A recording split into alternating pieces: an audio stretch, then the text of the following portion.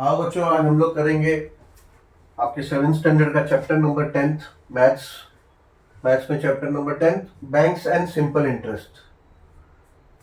तो ये बैंकिंग के ऊपर है ये चैप्टर। मैं आगे डिस्कस करेंगे अपन। मैं करता हूँ सिंपल इंटरेस्ट क्या। पहले बैंक्स बैंक्स क्या है और बैंक्स क्या क्या फैसिलिटीज़ हमें देती है, थोड़ा इस पे भी डिस्कस करेंगे, क्योंकि ये अभी आपको फिलअप्स वगैरह में आ सकते हैं सब क्वेश्चंस। तो बैंक क्या होता है? Bank is a government recognized institution that carries out transaction of monies. Banks make it easier to plan the use of money, that is to do financial planning. We can either deposit cash money in a bank or withdraw cash. For that purpose we must open an account in bank. Bank accounts are of various kind. Normally घर में banks के बारे में बात होता है, फिल्मों में भी दिखाते हैं, तो थोड़ा बहुत बैंक्स ये कैसा इंस्टीट्यूशन है ये हम लोग फैमिलराइज है। तो सिंपल वर्ड्स में आप ओन वर्ड में भी बाद में डेफिनेशन लिख सकते हैं। और टेक्स्ट बुक में आपका जो दिया है कि बैंक एक गवर्नमेंट रिकॉग्नाइज इंस्टीट्यूशन है, यानी ऐसा इंस्टीट्यूशन जिसको गवर्नमेंट से रिकॉग्नाइज करना जरूरी है, या तो फिर फुल्ली 100% ऑपरेटेड बाय गवर्नमेंट भी होता है, जो गवर्नमेंट बैंक्स होते हैं, प्राइवेट सेक्टर बैंक भी होता है, बट एटलीस्ट गवर्नमेंट रिकॉग्नाइजेशन चाहिए, है ना, रजिस्ट्रेशन कराना पड़ता है उनको गवर्नमेंट से। और उसके बाद वो क्या करते हैं, वो कैरी करते हैं transaction of money. Transaction of money मतलब कोई भी एक इंडिविजुअल पर्सन है, वो अगर उस पर पहले उसको वहां पे बैंक में अकाउंट खोलना है, बैंक अकाउंट खोलने के लिए, ओपन करने के लिए उसको कुछ डॉक्यूमेंटेशन लगते हैं, उसके आईडी प्रूफ लगता है, रेसिडेंशियल प्रूफ लगता है, वो सब डिपॉजिट करके उसको एक बैंक अकाउंट खोलते हैं। जब उसको अकाउंट नंबर मिलता है, एक यूनिक नंबर मिलता है, उसका अकाउंट रेडी होता है। और उसके बाद वो बैंक के साथ ट्रांजेक्शन करता है, यानी अपना पैसा वो बैंक में रख सकता है या फिर अपना पैसा वो बैंक से निकाल सकता है। एटीएम कार्ड मिला है, चेकबुक मिला है, स्लिप होते हैं, इमरजेंसी स्लिप होते हैं, अपना ही पैसा वो निकाल सकता है और डिपॉजिट कर सकता है और अपनी फाइनेंशियल प्लानिंग कर सकता है कि मैंने फला फला अकाउंट में फॉर एक्सेट्रा इस बैंक में, इस अकाउंट में मैंने इतने पैसे रखे हैं, मुझे कब क्या यूज करना है, उस हिसाब से वो निकाल सकता है। या फिर कुछ उसके पास घर के खर्च के बाद कुछ एक्स्ट्रा पैसा है तो वो डिपॉजिट कर सकता है और वो अकाउंट में बैलेंस रहता है उसके। और बैंक किस तरह के अलग अलग अकाउंट की फैसिलिटीज देती है? बैंक में बहुत से अलग अलग अकाउंट है। पहला current account. Current account usually जो ट्रेडिंग करते हैं, जो बिजनेस करते हैं, उनको होता है, ट्रेडर्स जिनका बिजनेस होता है, जिनका लिमिटलेस फ्लो होता है कैश का, निकालना डालना, उनके बिजनेस में कभी ज्यादा पैसा, तो उनके इसमें कोई लिमिटेशन नहीं है, बंधक नहीं है कि इतना निकाल सकते हैं, इतना डाल सकते हैं। Obviously as per the transaction उनको शो करना पड़ता है कि इनकम कितना, और इनकम के पीछे उनको वो टैक्स पे करना पड़ता है, वो अलग विषय है। तो ये करंट अकाउंट होता है जिसमें लिमिटेशंस नहीं है, पर डे वो निकाल सकते हैं, ज्यादा ट्रांजेक्शन कर सकते हैं चेक या कैश के द्वारा। तो ये करंट अकाउंट होता है। तो बेसिकली करंट अकाउंट ज्यादातर बिजनेसमैन लोग ओपन करते हैं। इसने टेक्स्ट बुक में क्या दिया, current account is mainly for traders and those dealing in money on daily basis. An account holder, यानी जो करंट अकाउंट खोलते हो, अकाउंट होल्डर कैन डिपॉजिट और withdraw money any numbers of times in a day. यानी उनको time का भी limit नहीं है, कितनी बार निकाला, कितनी बार उन्होंने डिपॉजिट किया। The bank issue a passbook for this account and also a cheque book on demand. The bank does not pay any interest on money in this type of account. Money can also be withdrawn or deposited by check. तो bank एक check की facility भी देती है, जहां की वो बार बार bank से कैश निकालने नहीं जाता है। सामने वाली पार्टी को अगर उसको पैसा देना है तो वो चेक इशू कर देता है, एंड वो चेक वो जो पार्टी को दिया वो अपने बैंक में जमा कर देते हैं। तो ये अकाउंट होल्डर के बैंक से वो डायरेक्ट उसके अकाउंट या उसके बैंक में, उसके अकाउंट में ट्रांसफर हो देता है जिसको कि उसने पैसा देना है। ठीक है, तो ये फैसिलिटी मिलती है, कैश निकालना या फिर डिपॉजिट करना, कैश विड्रॉ करना या डिपॉजिट करना, या तो फिर चेक से कैश विड्रॉ करना, या फिर चेक किसी को इशू करना। ये फैसिलिटी भी अकाउंट से मिलता है। और इस अकाउंट में बेसिकली बैंक में अगर आप कुछ पैसा डिपॉजिट करते हो, कुछ रखते हो एक फिक्स पीरियड या फिर कुछ दिन के लिए, तो उसका भी आपको इंटरेस्ट मिलता है, but not in current account. Current account में बैंक अच्छा फैसिलिटी दे रही है आपको, इसमें इंटरेस्ट नहीं मिलता है। चाहे जितना भी अमाउंट आपका सेविंग करंट अकाउंट में पड़ा हो, इसके लिए आपको कुछ इंटरेस्ट नहीं मिलता, बट सेविंग अकाउंट में मिलता है। आप सेविंग अकाउंट के बारे में डिस्कस करेंगे। Saving account, a person can deposit a minimum amount and open a saving account. Saving account जब आप ओपन करने जाते हो तो एक मिनिमम अमाउंट बोलते हैं कि इतना आपको डिपॉजिट करके अकाउंट खोलना पड़ेगा, और जो आपको डॉक्यूमेंटेशन ऑब्वियसली जैसा करंट अकाउंट में था वहां पे बिजनेस प्रूफ का कुछ डॉक्यूमेंट देना पड़ता है, वहाँ पे अभी नए नए सर्टिफिकेट्स भी देने पड़ते हैं कि आपके बिजनेस के रिलेटेड आपने क्या क्या सर्टिफिकेट, जो भी अप्रूवल सर्टिफिकेट्स है, रजिस्टर सर्टिफिकेट्स है, सब जमा करना पड़ता है, जैसे गुमस्ता है और कुछ कुछ लाइसेंस होता है वैसा। तो सेविंग अकाउंट्स में आपका रेसिडेंशियल प्रूफ, आपका फोटो आईडी और बाकी सब डॉक्यूमेंट जो भी ज़रूरत है वो सब जमा करना पड़ता है, और एक फिक्स अमाउंट छोटा मोटा होता है, कोई वो सब डिपेंड्स अपॉन बैंक। कुछ बैंक का ऐसा है कि मिनिमम मंथली उतना बैलेंस भी होना चाहिए, मंथली क्वार्टरली उतना बैलेंस भी होता है, किसी का 2000 है, किसी का 1000 है, किसी का 15,000 है, 10,000, जैसा बैंक का स्टेटस है, जैसा बैंक कोई बड़ी है, प्राइवेट बैंक है तो उनका बड़ा भी है कि सेविंग अकाउंट में उतने पैसे रखने पड़ते हैं।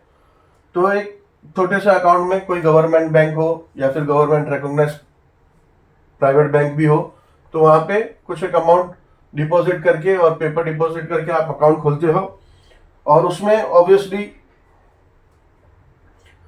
कुछ बैंक्स में कोई भी मिनिमम अकाउंट नहीं है, मतलब मिनिमम अमाउंट नहीं है कि इतना फिक्स रखना है। कुछ गवर्नमेंट बैंक ऐसे भी है कि वो जीरो बैलेंस पे भी खुलता है, और ज्यादातर जो सैलरी अकाउंट है प्राइवेट बैंक्स में भी अगर खुलता है तो सैलरी अकाउंट भी जीरो बैलेंस अकाउंट है, यानी आपको मिनिमम अकाउंट में पैसे उतना रखना ऐसा जरूरी नहीं है। आपको लगा तो आप पूरा कैश पूरा अकाउंट के पैसे विड्रॉ कर सकते हो। बाकी सैलरी अकाउंट नहीं है, नॉर्मल सेविंग है, तो कंपलसरी आपको कुछ ना कुछ अमाउंट रखना पड़ता है। बट कुछ बैंक्स में ऐसा भी है कि जीरो बैलेंस अकाउंट होता है, ठीक है। The bank pay some interest on the basis of the daily credit balance in the account. आपको कुछ भी कुछ छोटा सा इंटरेस्ट तो मिलता ही है, 2%, 3%, 4%, depends upon bank. Daily basis या फिर मंथली आप जैसा भी रख रहे हैं उसके ऊपर कुछ ना कुछ इस अकाउंट में इंटरेस्ट मिलता है। There are some restriction on how often money can be withdrawn for this account. कुछ रेस्ट्रिक्शन है, पर डे लिमिट है। पर डे लिमिट में आप इतना विड्रॉ कर सकते हो या उतना डाल सकते हो। फॉर एग्जांपल 50,000 से ऊपर आप पैसा डिपॉजिट या विड्रॉ करते हो तो आपका पैन कार्ड लगता है, फिर आपके वो टैक्सेशन एंट्री में जाता है, उससे आपका टैक्स कैलकुलेशन होता है, वो सब होता है। तो इसमें रेस्ट्रिक्शन है कि मिनिमम अमाउंट है कि मैक्सिमम अमाउंट है कि इतने से ज़्यादा आप डिपॉजिट नहीं कर सकते, इतने से ज़्यादा विड्रॉ नहीं कर सकते। ऑब्वियसली सेविंग अकाउंट में ये लिमिट है। There are some restriction on how often money can be withdrawn from this account, और कितनी बार आप पर मंथ विजिट कर रहे हैं, कितनी बार आप पैसा निकाल सकते हो, उसके भी फिर भी रेस्ट्रिक्शन है। फॉर एग्जाम्पल एटीएम मशीन भी कुछ मंथली, एक्चुअली ये लिमिट जो है कम ज्यादा होते रहता है, चेंजेस होते रहता है, इसलिए परफेक्ट फिगर नहीं दिया है। एटीएम मशीन में भी जब आप जाते हो, एटीएम मशीन मतलब एक ऑटो टेलर मशीन होता है, ऑटोमेटिक टेलर मशीन। और टेलर वो बैंक में एक काउंटर होता है जो टेलर काउंटर होता है, जो कैश ट्रांजेक्शन करते हैं, जहाँ पे एक इंडिविजुअल पर्सन ऑथोराइज बैठा हुआ है जो कि पैसा विड्रॉ करता है या फिर पैसा आपको देता है, आपको चाहिए तो, या तो फिर आप डिपॉजिट करते हो तो आपसे लेता है और आपके अकाउंट में डिपॉजिट करता है, तो वो टेलर काउंटर होता है। तो ऐसे ही एक ऑटोमेटिक टेलर मशीन, एटीएम जिसको बोल रहे हैं आजकल सब फैमिलियराइज्ड है उससे, तो एटीएम मशीन है तो उसको ऑटोमेटिक टेलर मशीन बोलते हैं। यहाँ पे आपको डेबिट कार्ड दिया होता है बैंक से, तो ये डेबिट कार्ड से आप अपना पैसा, आपके अकाउंट का पैसा आप उससे विड्रॉ कर सकते हो। अभी ऑटो टेलर मशीन में पहले सिर्फ आप विड्रॉ कर सकते थे, पर अब नई मशीन आ गई जिसमें आप डिपॉजिट भी कर सकते हो। आप अपना अकाउंट डिटेल्स डाल के आप पैसा अभी डिपॉजिट भी कर सकते हो और उसकी एंट्री आ जाती है आपके अकाउंट में, ठीक है। तो अभी ऐसे टेलर मशीन भी आ गए। There are some restriction on how often money can be withdrawn from this account. For this account to the bank issues a passbook and on demand a checkbook. हाँ, एक पासबुक इशू करती है कोई भी, basically किसी भी account के लिए, चाहे वो करंट हो चाहे वो सेविंग हो, बैंक आपको पासबुक इशू करती है on your request if you want it, अगर आपको पासबुक चाहिए तो। वरना आपको monthly statement by email electronic media से आपको आ जाता है, और आप रिक्वेस्ट करेंगे तो एक पासबुक मिलता है जिसमें आप अपना डेली ट्रांजेक्शन जो भी हुआ आप प्रिंट आउट करा सकते हो, जिससे आपको जानकारी हमेशा रहती है, ठीक है। और चेकबुक अगर ऑब्वियसली अगर आपको यहाँ वहाँ किसी पार्टी को, किसी बंदे को, किसी एक इंडिविजुअल को कुछ अमाउंट देना है, अगर आप कैश निकाल के बैंक में जाके एटीएम में जाके निकाल के नहीं देना चाहते तो आप चेक दे सकते हो, जिस चेक को वो अपने अकाउंट में अपने बैंक में डिपॉजिट कर सकता है और उससे वो ट्रांसफर हो जाएगा आपके अकाउंट से वो पैसा उसके अकाउंट में। ठीक है, तो ये सेविंग अकाउंट है। Recurring deposit account, recurring deposit account एक ऐसा अकाउंट होता है जिसमें आप एक कॉन्ट्रैक्ट, एक एग्रीमेंट टाइप बना के देते हो बैंक को। बेसिकली एक फॉर्म ही होता है, that is called contract between you and bank.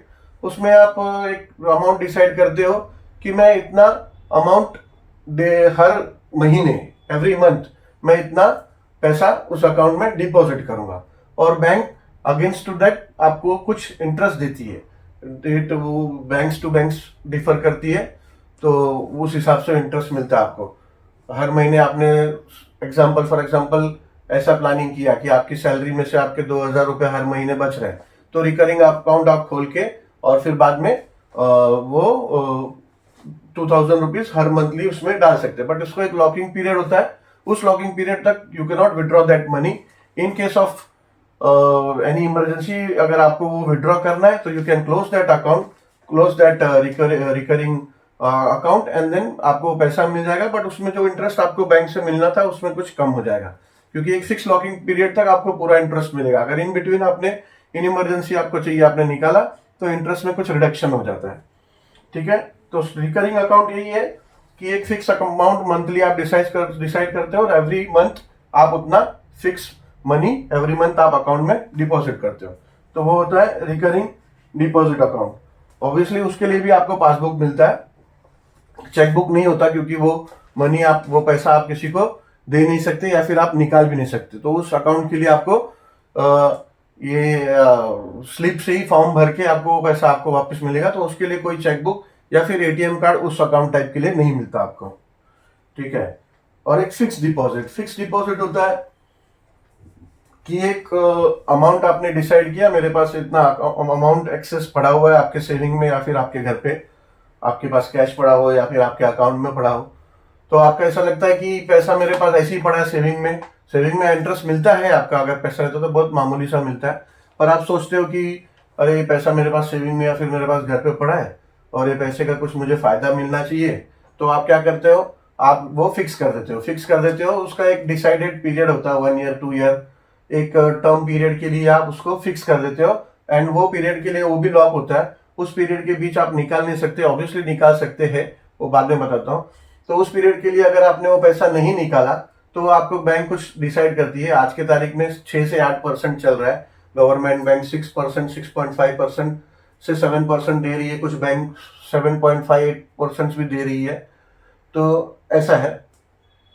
तो एक साल समझो, एक साल के लिए एक साल का टर्म के लिए आपने डिसाइड किया, तो एक साल बाद आपको फॉर एग्जांपल 10,000 रुपये आपने डिसाइड किया, 10,000 रुपये आपने उसमें फिक्स डिपॉजिट में रखा है, तो एक साल बाद आपको 7% के हिसाब से 10,000 आपका जो प्रिंसिपल अमाउंट है, जो भी अमाउंट आपका मेन जो आप डिपॉजिट करते हो बैंक में जमा करते हो, एक प्रिंसिपल अमाउंट है, या फिर बैंक से लोन लिया आपने एक अमाउंट, लोन के ऊपर आगे हम डिस्कस करेंगे। तो एक जो अमाउंट है वो प्रिंसिपल अमाउंट है, उसके ऊपर आपको इंटरेस्ट मिलता है, यानी आपका जो पैसा वो मिलेगा प्लस बैंक आपको इंटरेस्ट देगी। बैंक ये पैसा आपका जो डिपॉजिट किया हुआ पैसा है, बैंक कहीं ना कहीं वो पैसा यूज करती है और बैंक उस पैसे पे जो भी है बिजनेस करके कमाती है, तो फिर वो बैंक आपको भी इंटरेस्ट स्वरूप उसमें आपको पैसे देती है। तो 7-8%, 9% तो खैर फिलहाल इतना अभी तो नहीं मिल रहा है एफडी पे, पर 8% तक मैक्सिमम मिल रहा है, 8.5। अब इसमें ऐसा है कि सीनियर सिटीजन को एक बैंक अगर आपको उसने वो बोल रही है कि 7% फॉर एग्जांपल पर ईयर का आपको पर ईयर में आपको इंटरेस्ट दे रही है वो, तो वहां पे आप देखेंगे तो सीनियर सिटीजन के लिए 7.5, 7.25 समथिंग, थोड़ा सा नॉर्मल व्यक्ति से ज्यादा मिलेगा सीनियर सिटीजन को। तो ऐसा होता है, और इसमें भी ऐसा ही है कि अगर आप इन बिटवीन इमरजेंसी आप अपना फिक्स डिपॉजिट को आपको चाहिए, कुछ नहीं, वो फिक्स डिपॉजिट आपको ब्रेक करना पड़ता है, आप जा सकते हैं बैंक में, आपको फॉर्म भरना पड़ता है, फॉर्म भरते हो तो आपको आपका पैसा मिल जाता है, प्लस इंटरेस्ट मिलता है। बट जो 7% अगर आपको कमिट किया है बैंक ने, उसमें कुछ रिडक्शन हो जाएगा, because you are not completing your locking period. जो एग्रीमेंट आपने एग्री किया था बैंक के साथ उतने पीरियड तक आप पैसा नहीं रख रहे हो, तो उसमें कुछ 1% का कुछ शायद रिडक्शन है। It depends upon banks to banks and there जो भी उनका एग्रीमेंट हुआ है आपके और बैंक के बीच में। ठीक है, तो ये सब हो गया हमारे अकाउंट्स के टाइप। ये हमारे अकाउंट्स है current account, saving accounts, recurring deposit accounts and fix deposit. Fix deposit अभी आजकल बैंक से ही, पहले म्यूचुअल कंपनीज और insurance companies, car insurance, life insurance, general insurance, बहुत कुछ थे, अलग अलग कंपनीज हैं अभी भी। लेकिन अभी सब बैंक्स के साथ टाई अप होकर के, अभी आप बैंक में जाओगे तो बैंक सब ये इन्वेस्टमेंट भी आपको प्लान देती है, तो बैंक से भी आप डायरेक्टली आजकल ये सब प्लान कर सकते हैं। खैर ये आपके सिलेबस में नहीं है, अभी दिया है, तो हम आगे चलते हैं। आगे दिया है ATM, credit and debit cards. ATM card क्या होता है? एटीएम कार्ड मैंने बताया ऑटोमेटिक टेलर मशीन होता है। ATM card auto teller machine होता है, उसमें यूज करने का एटीएम कार्ड आता है। तो एटीएम कार्ड पहले ऐसा था कि सिर्फ एटीएम कार्ड बोलते थे, कि वो ऑटो टेलर मशीन में आप अपने अकाउंट का पैसा निकाल सकते थे, तो सिर्फ एटीएम कार्ड होता था पहले। बट अभी हो गए 20-25 साल, आपका डेबिट कार्ड नया इंट्रोड्यूस हुआ है मार्केट में। अभी डेबिट कार्ड क्या होता है? डेबिट कार्ड आप अपने ऑटो टेलर मशीन से, एटीएम मशीन से आप अपना कैश विड्रॉ कर सकते हैं आप अकाउंट से, प्लस आप वो कार्ड यूज करके आप शॉपिंग भी कर सकते हो। बट सिर्फ जो आपके अकाउंट में आपका जो पैसा है वही यूज आप कर सकते हो। ठीक है, पहले ऑटो टेलर मशीन में आपका सिर्फ एटीएम कार्ड, जिसमें सिर्फ आप कैश विड्रॉ कर सकते हैं बैंक के एटीएम मशीन में। बट अभी डेबिट कार्ड इंट्रोड्यूस होने के बाद से अभी सभी जगह जितने भी बिजनेसमैन है, कोई भी शॉप्स में आप जाओगे तो ज्यादातर उनके पास एक स्वाइपिंग मशीन भी है, जहां पे वो आपके डेबिट कार्ड से उनके अकाउंट में पैसा ट्रांसफर हो जाता है, जो भी अमाउंट का आप शॉपिंग करो। तो सेम डेबिट कार्ड में अभी एटीएम कार्ड की फैसिलिटी है, प्लस आपके शॉपिंग करने का फैसिलिटीज भी है। तो एटीएम कार्ड अभी डेबिट कार्ड में अपग्रेड हो गया। उसके बाद क्रेडिट कार्ड एक ऐसा कार्ड है, जैसे डेबिट कार्ड में सिर्फ आप अपने अकाउंट में जो पैसा है वो यूज कर सकते थे इधर फॉर विड्रॉइंग कैश और इधर for shopping. But credit card bank एक लिमिट देती है। अगर क्रेडिट कार्ड आपको इश्यू करती है तो एक लिमिट डिसाइड करती है, depending upon your CIBIL performance. आपका जो सिबिल है, यहाँ वहां से जो ट्रांजेक्शन रिकॉर्ड है, आपका हिस्ट्री है, लोन वगैरह लिया, उसके बलबूते पे आपका सिबिल अकाउंट बनता है, और वो सिबिल के बेस पे आपको क्रेडिट कार्ड इश्यू करती है बैंक। और वो क्रेडिट कार्ड में आपका कोई बैलेंस नहीं है, आपके अकाउंट से रिलेटेड नहीं है। क्रेडिट कार्ड दे दिया उन्होंने, अकाउंट भी उस बैंक में जरूरी नहीं है कि हो, ज्यादातर बैंक में अकाउंट होता है तो वो प्रिफर करते हैं अपने अकाउंट होल्डर को क्रेडिट कार्ड देने के लिए। बट हो ना हो, कोई भी बैंक आपको क्रेडिट कार्ड इश्यू करती है तो it doesn't have any relation with your account. आपके अकाउंट के साथ कोई रिलेशन नहीं है, आपके पैसों के साथ उसका कोई रिलेशन नहीं है। उन्होंने आपको एक क्रेडिट लिमिट दिया, the word itself says credit. उन्होंने आपको एक क्रेडिट लिमिट दिया है कि इतना पैसा आप यूज कर सकते हो, और उन्होंने एक टाइम पीरियड दिया है, ज्यादातर 30 डेज टू 45 डेज का टाइम पीरियड देते हैं, कि विद इन दिस पीरियड जो आपने उनसे पैसा लिया हुआ है, बैंक का पैसा जो आपने यूज किया है शॉपिंग करने के लिए, तो शॉपिंग करने के लिए आप जब यूज करते हो पैसा, तो 30 डेज टू 45 डेज का एक टाइम पीरियड दिया है, depends upon banks to banks, पर ज्यादातर 30 टू 45 डेज का पीरियड है। इस बीच अगर आपने वो पैसा, जितना पैसा आपने यूज किया है, अगर वो पैसा आप डाल देते हो, शॉपिंग किया, सिर्फ शॉपिंग, अगर वो पैसा जो आपने शॉप किया है यहाँ से वहां शॉपिंग करने में यूज किया है, और विद इन दिस पीरियड अगर आप वो पैसा भर देते हो, तो आपको कोई इंटरेस्ट या कोई पेनल्टी एक्स्ट्रा भरने की जरूरत नहीं है, उतना पैसा। हाँ, if you are dealing still after 45 days, अगर आपने वो पैसा नहीं भरा, then you will have some kind of interest, some penalty, late fees something. तब वो बैंक फिर वहां से आपसे कमाना शुरू करती है। बैंक का यही फायदा है, बैंक तो यही चाहती है कि आप टाइम पे पैसा ना भरे, आपको इश्यू कर देती है क्रेडिट का। ठीक है, तो फ्यूचर में कभी भी आप क्रेडिट कार्ड लेंगे तो इतना ध्यान में रखना है कि जो भी उसका बिल साइकिल है, जो ड्यू डेट है, उससे पहला पैसा उनको रिफंड कर दें। तो ये क्रेडिट कार्ड है, और ये क्रेडिट कार्ड का ये जो फैसिलिटी है, ये सिर्फ शॉपिंग के लिए। उनका कैश लिमिट भी है, क्रेडिट कार्ड से आप कैश भी विड्रॉ कर सकते हो एटीएम में जाकर, वो भी उनका पैसा होता है, that is no relation with your account. अगर वो क्रेडिट कार्ड से आप कुछ पैसा विड्रॉ कर रहे हो, तो ऑब्वियसली उसके ऊपर कुछ इंटरेस्ट है, और उसका टाइम लिमिटेशन भी शायद कम है, वो भी शायद 30 डेज के आसपास है, कुछ है। Still this is out of your syllabus, and it's always differ banks to banks, कितना एग्जैक्ट पीरियड है।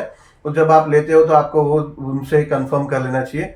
उतने दिन का उन्होंने समय दिया कि आपने कैश लिया तो फिर बाद में उस पीरियड में अगर आपने वो उनका जो बिल आया, वो बिल इतने तारीख तक का उन्होंने ड्यू डेट दिया, उससे पहले अगर आपने पैसा भर दिया तो ठीक है, नहीं तो उसका हैवी इंटरेस्ट लगता है, उसका हैवी इंटरेस्ट है, उसका मंथली इंटरेस्ट होता है।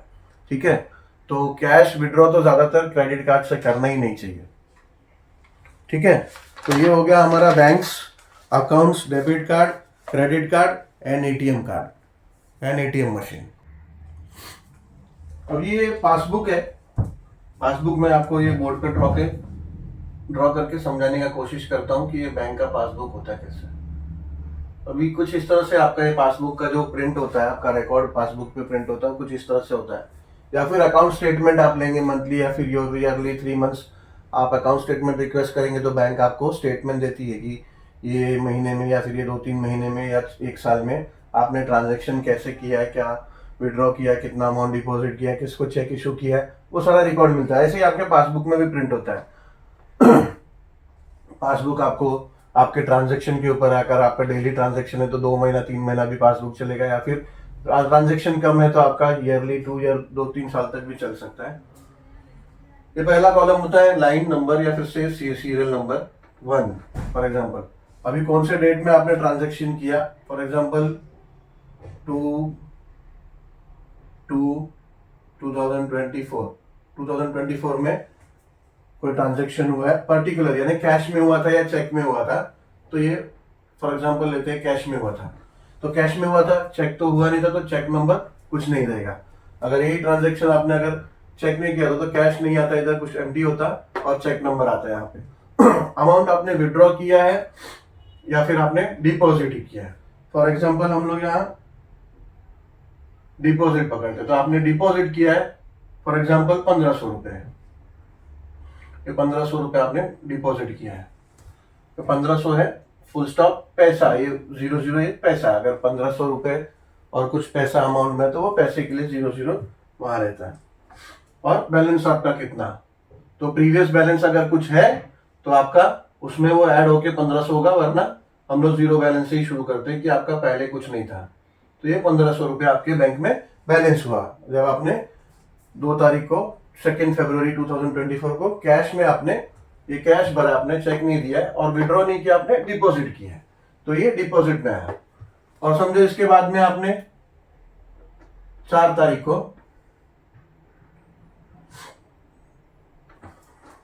4 तारीख को आपने कैश में विड्रॉ किया, यानी आपको कुछ जरूरत थे पैसे, चेक तो दिया नहीं आपने, चेक नंबर कुछ नहीं आएगा, आपने विड्रॉ किया, समझिए 1000 रुपीज आपने विड्रॉ कर लिया, 1000 रुपीज आपने विड्रॉ किया, डिपॉजिट कुछ नहीं किया है, तो आपका 1000 रुपीज माइनस हो जाएगा, अभी आपका अकाउंट बैलेंस हो जाएगा 500। तो फाइनली आपके विड्रॉ या डिपॉजिट करने के बाद जो फाइनल बैलेंस आपके अकाउंट में बचता है वो यहाँ पे आता है। अभी 3 तारीख को तीसरी एंट्री, 3 तारीख को या ये तीसरी एंट्री, ये 5 तारीख को डेट वाइज आता है, तो 4 तारीख हो गया तो 3 तारीख नहीं होगा, अभी आगे समझिए 5 तारीख को, 5 फरवरी को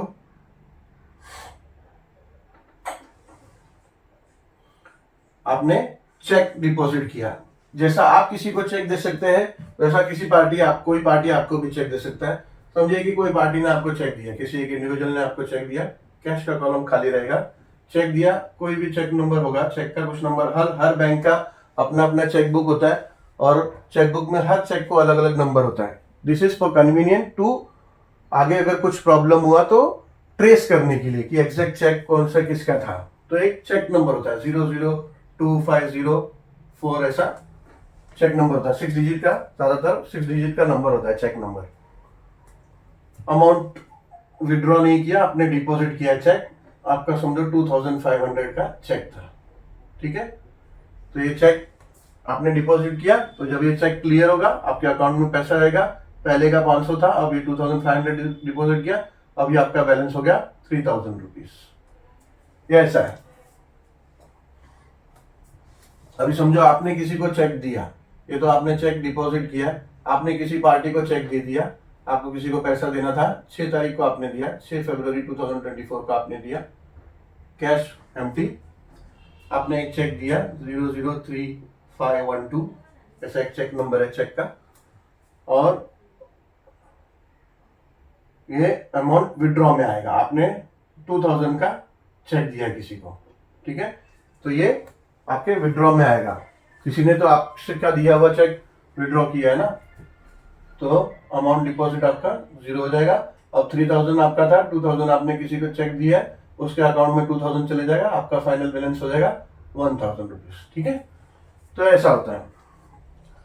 आप खुद का पैसा खुद जाके चेक या कैश में निकाल सकते हो। ये देखा हमने, कैश निकाला था, तो ये सेल्फ अगर आप खुद निकालते हो तो ये सेल्फ इधर आ जाता है, ठीक है, ये सेल्फ आ जाता है। और चेक अगर आपने किसी और को इशू किया है, चेक किसी को आपने और को इशू होता है, तो उनका डिटेल आ जाता है यहाँ पे, mister X, mister Y, mister so and so, जिसको आपने दिया हुआ है चेक, ठीक है। अब ये क्या है कि बैंक में सेविंग अकाउंट है आपका, ये सेविंग अकाउंट का ये पासबुक बना है फॉर एग्जांपल। तो सेविंग अकाउंट में आपको बैंक कुछ इंटरेस्ट देती है एवरी मंथ। समझिए कि ये 1000 रुपीज आपके अकाउंट में पड़ा है काफी दिन से, तो ये 3 फरवरी 2024 को आपको इंटरेस्ट मिलेगा बैंक से, तो ये इंटरेस्ट हो जाएगा। इंटरेस्ट चेक खाली होगा, यह अमाउंट इंटरेस्ट का आ जाएगा। समझो कि 60 रुपये, 60 रुपीज आपको इंटरेस्ट मिला। इंटरेस्ट विड्रॉ में नहीं आएगा, ये डिपॉजिट में आएगा, ये 60 रुपीज इंटरेस्ट आएगा, और आपका ये फाइनल बैलेंस बढ़ जाएगा, 1060 रुपीज हो जाएगा, ठीक है। तो कुछ ऐसा ही आपका पासबुक दिखता है, या फिर आपका बैंक स्टेटमेंट ऐसे ही होता है। अभी इस बेस पे कुछ क्वेश्चन है। एक्चुअली ऊपर जो टेक्स्ट बुक में आप लोगों को जो दिया है पासबुक का, जो ड्रॉ किया है, उन्होंने डेट दिया है 2016 का, और कुछ ट्रांजैक्शन दिखाया है, और उसके ऊपर क्वेश्चन है। ये आपको आ सकते हैं फिलअप्स में, या फिर मेन क्वेश्चंस में आ सकते हैं ये, इसलिए हम लोग ये प्रैक्टिस कर रहे हैं।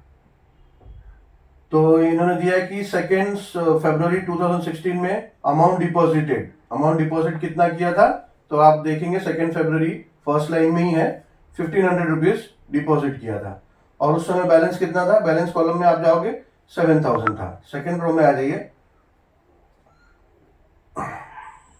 थर्ड रो में, on 12 February 2016 dash rupees were withdrawn by cheque. तो 12 फरवरी को चेक से विड्रॉवल हुआ है 3000 का, और बॉक्स में 3000 आएगा, चेक नंबर दिया, और बैलेंस तभी हो गया था 9000, ठीक है।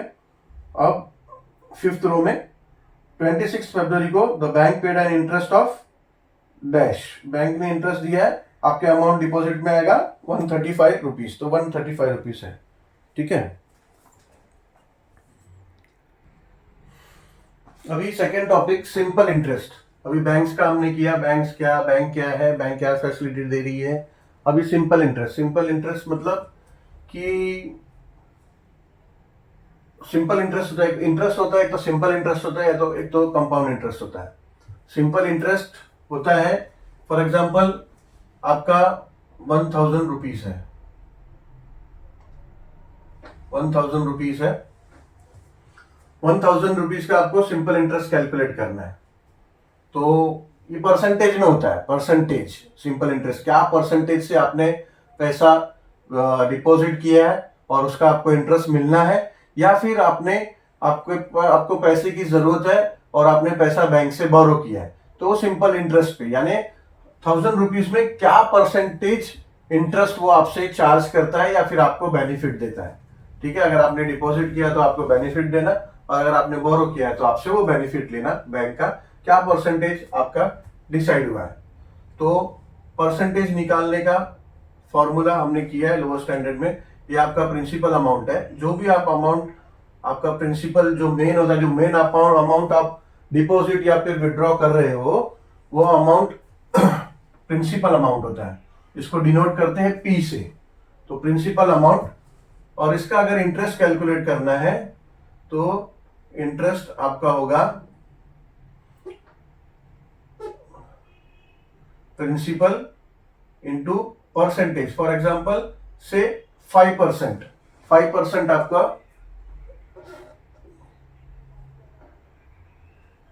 5% इंटरेस्ट आपका तय हुआ है, तो ये हो जाएगा 5 एंड परसेंट, यानी 5 डिवाइड बाय 100, ये हो जाता है आपका परसेंट। ये 2 जीरो कट, ये 2 जीरो कट, 10 5 50, यानी ये आपका इंटरेस्ट अमाउंट है। इंटरेस्ट ये आई से डिनोट होता है, ये इंटरेस्ट अमाउंट हुआ आपका 50, यानी फाइनली 1 मंथ या 1 ईयर जो भी पीरियड के लिए आपका इंटरेस्ट डिसाइड किया था या तो आपने डिपॉजिट किया था, उस पर आपको 50 रुपीज मिलेगा। यानी अभी आपका फाइनल अमाउंट जो आपको मिलेगा, आपने अगर बैंक में फिक्स डिपॉजिट किया था कुछ पीरियड के लिए 1000 रुपीज, तो आपको मिलेगा 1000 रुपीज प्लस 50, या फिर आपने बैंक से बोरो किया है, लोन लिया है, तो आपको अमाउंट मिलेगा 1000, तो आपको अमाउंट उनको देना पड़ेगा 1000 रुपीज प्लस 50 रुपीज, आपको टोटल अमाउंट 1050 उनको रिफंड करना होगा। ठीक है, तो ये इंटरेस्ट है, सिंपल इंटरेस्ट। ठीक है, कंपाउंड इंटरेस्ट भी होता है। कंपाउंड इंटरेस्ट एक चीज है जो अभी आपके सिलेबस में है नहीं, और कंपाउंड इंटरेस्ट ज्यादातर बैंक्स या किसी इंस्टीट्यूट को, रिकॉग्नाइज्ड इंस्टीट्यूट को अलाउड ही नहीं है चार्ज करना, देना या फिर उनसे लेना कंपाउंड इंटरेस्ट। कंपाउंड इंटरेस्ट क्या होता है? कंपाउंड इंटरेस्ट होता है इंटरेस्ट का इंटरेस्ट, यानी आपने किसी बैंक से 1000 रुपीज बोरो किया, तो उसका आपका इंटरेस्ट डिसाइड हुआ था 5%। वो क्या करती है, अभी हमने किया कि 5% इंटरेस्ट जो है 1050 रुपीज जो है, ये तो आपका सिंपल इंटरेस्ट के हिसाब से कैलकुलेशन हुआ, प्लस वो 50 रुपीज का भी इंटरेस्ट, 50 रुपीज का भी इंटरेस्ट। यानी इंटरेस्ट का इंटरेस्ट जो होता है वो कंपाउंड इंटरेस्ट होता है, जो लीगली रिकॉग्नाइज्ड इंस्टीट्यूशन, कोई भी बैंक्स या आपको देगी नहीं या आपसे लेगी नहीं, बट कुछ फर्म्स जो है, जो अनरिकॉग्नाइज्ड प्राइवेट फर्म्स है, इंस्टीट्यूशंस है, जो आपको इमरजेंसी में जरूरत पड़ती है तो वो कंपाउंड इंटरेस्ट पे आपको पैसे देती है। ठीक है, ऐसा है। तो कंपाउंड इंटरेस्ट आपका आउट ऑफ सिलेबस है, फिलहाल उसके बारे में ज्यादा डिस्कस नहीं करेंगे। ठीक है, सिंपल इंटरेस्ट हमने समझा, अब इसी के ऊपर सम्स है, अब हमारे एक्सरसाइज है आगे के। अभी कैसा होता है कि ईयरली इंटरेस्ट डिसाइड होता है, ईयरली इंटरेस्ट डिसाइड होता है कि ईयरली 5%। ठीक है, तो ये सिर्फ 1 ईयर का, ये सिर्फ 1 ईयर का इंटरेस्ट होता है। बट आप अगर उनसे लिया हुआ, बोरो किया हुआ 1000 रुपया अगर आपने 4 इयर्स के लिए लिया, 4 इयर्स अगर आप दे नहीं रहे हो, तो 5% प्लस 5% प्लस 5% प्लस 5%, यानी 4 इयर्स का, ऐसा आपको एज पर 5% आपको 4 इयर्स का, एवरी ईयर का 5% आपको उनको वापस देना है। या तो फिर आपने फिक्स डिपॉजिट किया, 1000 रुपीज, और पर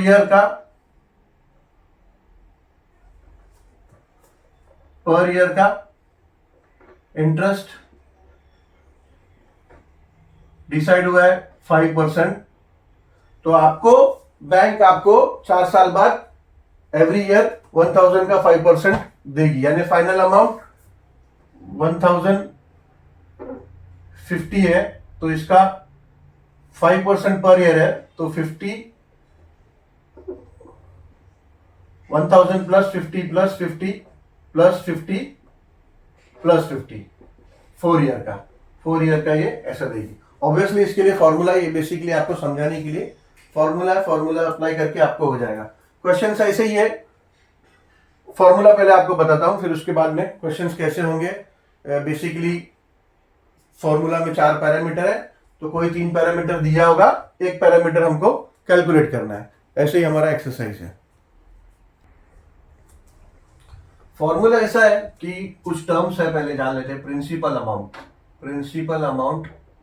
अमाउंट मतलब एग्जैक्ट अमाउंट जो आपने या तो डिपॉजिट किया है बैंक में, या तो फिर आपने बोरो किया है, इसको डिनोट करते हैं पी से।